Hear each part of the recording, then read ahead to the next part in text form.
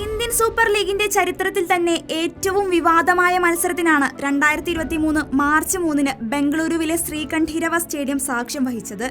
2022-23 സീസണിൽ Bengaluru എഫ്സിക്കെതിരായ play off മത്സരത്തിനിടെ റഫറിയുടെ തീരുമാനത്തിൽ പ്രതിഷേധിച്ച് ബ്ലാസ്റ്റേഴ്സ് താരങ്ങളും കോച്ച് ഇവാൻ വൂക്കോമനോവിച്ചും മൈതാനം വിട്ടിരുന്നു. ഇന്ത്യൻ ഫുട്ബോളിൽ ഇത്തരമൊരു കാഴ്ച ആദ്യമായിട്ടായിരുന്നു.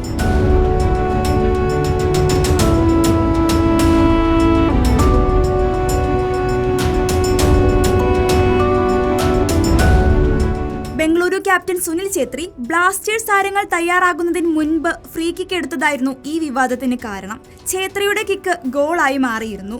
തർക്കങ്ങൾക്കൊടുവിൽ റഫറി ഗോൾ അനുവദിച്ചു.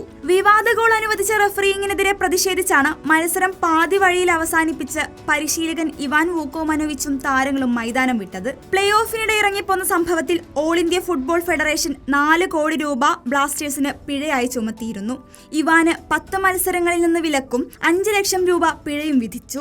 വാക്കൌട്ട് വിവാദത്തിൽ ബ്ലാസ്റ്റേഴ്സിന്റെ പരിശീലകനായിരുന്ന ഇവാൻ വൂക്കോമനോവിച്ചിന് ക്ലബ്ബ് മാനേജ്മെന്റ് പിഴ ചുമത്തിയെന്ന ഞെട്ടിക്കുന്ന റിപ്പോർട്ടുകളാണ് ഇപ്പോൾ പുറത്തുവരുന്നത്. ബ്ലാസ്റ്റേഴ്സ് ഇവാന് 1 കോടി രൂപ പിഴ ചുമത്തിയെന്നാണ് ടൈംസ് ഓഫ് ഇന്ത്യ റിപ്പോർട്ട് ചെയ്തത്. കോർട്ട് ഓഫ് ആർബിട്രേഷന് നൽകിയ അപ്പീലിലാണ് പിഴ ചുമത്തിയെന്ന വിവരം പുറത്തുവന്നത്.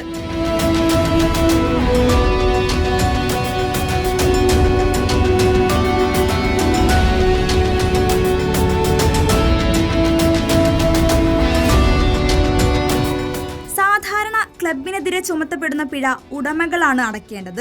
എന്നാൽ ബംഗളൂരു എഫ്സിയുമായുള്ള വിവാദത്തിൽ ഇവാൻ വൂക്കോമനോവിച്ചിന്റെ ഭാഗത്താണ് തെറ്റെന്നും അതിനാൽ അദ്ദേഹം പിഴയൊടുക്കണമെന്നുമായിരുന്നു ബ്ലാസ്റ്റേഴ്സ് മാനേജ്മെന്റിന്റെ തീരുമാനം.